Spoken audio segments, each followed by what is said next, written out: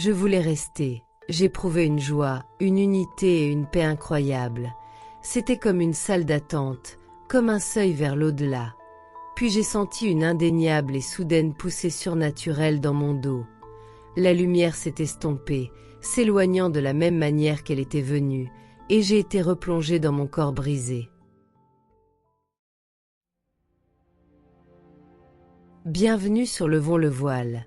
Que se cache-t-il derrière le voile de la mort? Le 25 février 2021, une jeune femme a traversé un moment inimaginable et s'est retrouvée plongée dans une lumière blanche éclatante.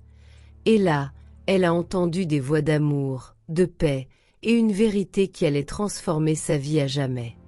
Si vous êtes passionné par les expériences de mort imminente, la vie après la mort et les transformations spirituelles, restez avec nous. Pensez à liker la vidéo, la partager et vous abonner à la chaîne si ce n'est pas déjà fait pour découvrir d'autres récits bouleversants. Le 25 février 2021 vers midi, j'ai quitté ma maison et parcouru plusieurs kilomètres en direction d'un pont. L'esprit engourdi et le cœur lourd, j'avais décidé que ma vie ne valait plus la peine d'être vécue. J'ai enlevé mes chaussures, me suis assise sur le rebord du pont, les genoux serrés contre ma poitrine, et j'ai attendu que les voitures passent pour que personne ne soit témoin de ce que j'allais faire. Alors que je me penchais en avant et que je lâchais prise, un camion blanc est passé, et pendant un bref instant, j'ai regretté. Je ne voulais pas que quelqu'un me voie mettre fin à mes jours, mais c'était trop tard. Je suis tombé d'une trentaine de mètres dans un ruisseau peu profond, rempli de rochers. L'impact a brisé mon corps. J'ai fait un pneumothorax. Ma troisième vertèbre a été complètement détruite. Les os de mon crâne se sont brisés. Ma colonne vertébrale s'est fissurée à plusieurs endroits jusqu'au bas du dos, et ma rate a été endommagée. L'eau glacée m'a enveloppé envoyant mon corps en hypothermie. Puis tout est devenu noir. De cette obscurité, un petit point de lumière est apparu au centre de ma vision. Il a grandi, s'est étendu jusqu'à remplir tout autour de moi. Ce n'était pas une luminosité douloureuse, mais une blancheur pure et infinie. J'ai senti mon âme être tirée de mon corps, soulevée du centre de ma poitrine, et soudain, je n'étais plus chair. J'étais simplement une âme, rayonnante de liberté, et j'ai pensé, je suis enfin libre. Dans cet espace intemporel, j'ai entendu des voix claires, familières et pleines d'amour. Celle de mon grand-père décédé, quand j'avais 12 ans. Il m'a dit qu'il m'aimait et que mon heure n'était pas venue. Puis la voix de mon défunt petit ami m'a atteinte. Lui aussi m'a dit qu'il m'aimait, mais a insisté sur le fait que je ne pouvais pas rester. Je n'ai pas vu leur visage, mais leur présence m'entourait, non pas physiquement, mais télépathiquement, m'enveloppant d'un amour plus profond que je n'en avais jamais connu. Je voulais rester. J'éprouvais une joie, une unité et une paix incroyables. C'était comme une salle d'attente, comme un seuil vers l'au-delà. Puis j'ai senti une indéniable et soudaine poussée surnaturelle dans mon dos. La lumière s'est estompée, s'éloignant de la même manière qu'elle était venue, et j'ai été replongé dans mon corps brisé. J'ai ouvert les yeux, et me suis retrouvé debout dans le ruisseau gelé, l'eau jusqu'aux cuisses. C'était impossible, car mon corps était trop abîmé pour tenir debout. Je savais que c'était eux, mon défunt grand-père et mon petit ami qui m'avaient soulevé. J'ai crié et pleuré, furieuse d'être à nouveau en vie. Mon instinct de survie a surgi, et je me suis extirpée de l'eau, m'effondrant sur la berge.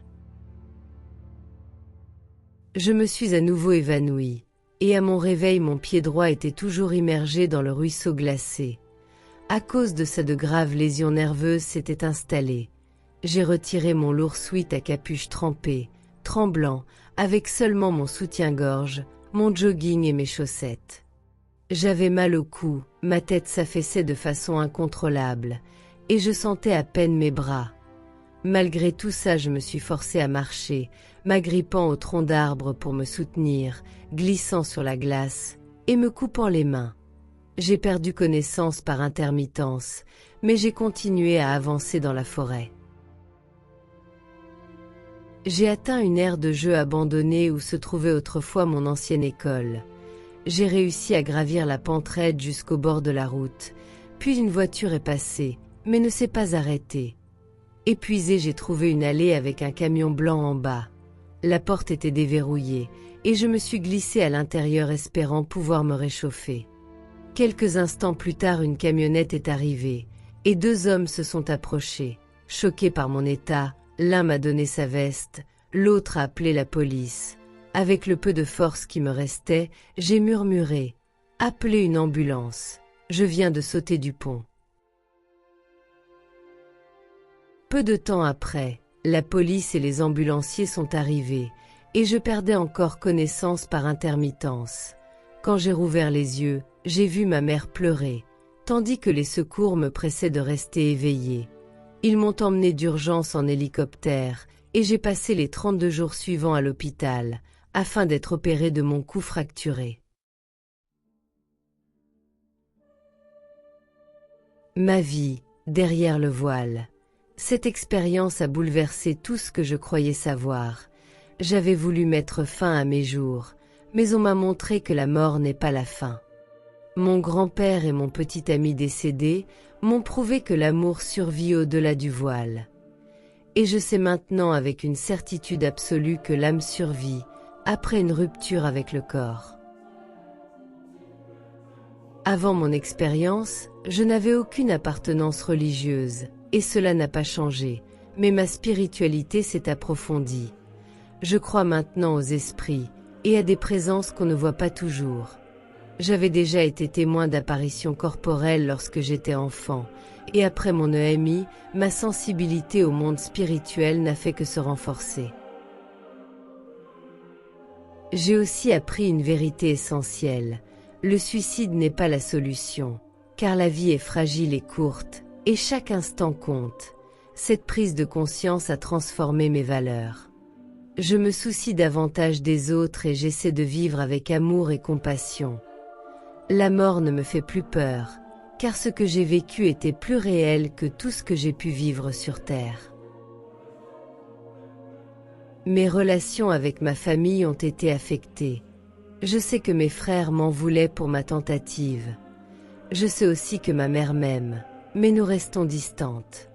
J'ai dû raconter mon expérience à d'innombrables médecins et thérapeutes. Certains amis ont réagi avec stupeur et tristesse, d'autres avec étonnement. Quelques-uns m'ont même dit que mon histoire les avait inspirés à être plus aimants et positifs, et cela me fait garder espoir. Même aujourd'hui, le souvenir de cette lumière blanche et des voix de mes proches reste vif, et plus clair que la plupart des moments de ma vie. Je sais sans aucun doute que c'était réel. Je suis revenue brisée, mais vivante, transformée à jamais, et je porte toujours cette vérité en moi de ce qui s'est passé derrière le voile. Merci d'avoir pris le temps d'écouter ce témoignage. Cette expérience de mort imminente nous rappelle que la mort n'est pas une fin, mais une continuité, et que l'amour survit au-delà du voile. Si ce témoignage vous a inspiré, aidez-nous à diffuser ces récits puissants en likant la vidéo, en vous abonnant à la chaîne si ce n'est pas déjà fait, et en la partageant autour de vous. Et maintenant, une question pour vous. Croyez-vous à la vie après la mort? Que pensez-vous qu'il se passe lorsque nous traversons le voile? Partagez vos réflexions dans les commentaires. Nous avons hâte de vous lire. Prenez soin de vous et de vos proches. À très bientôt.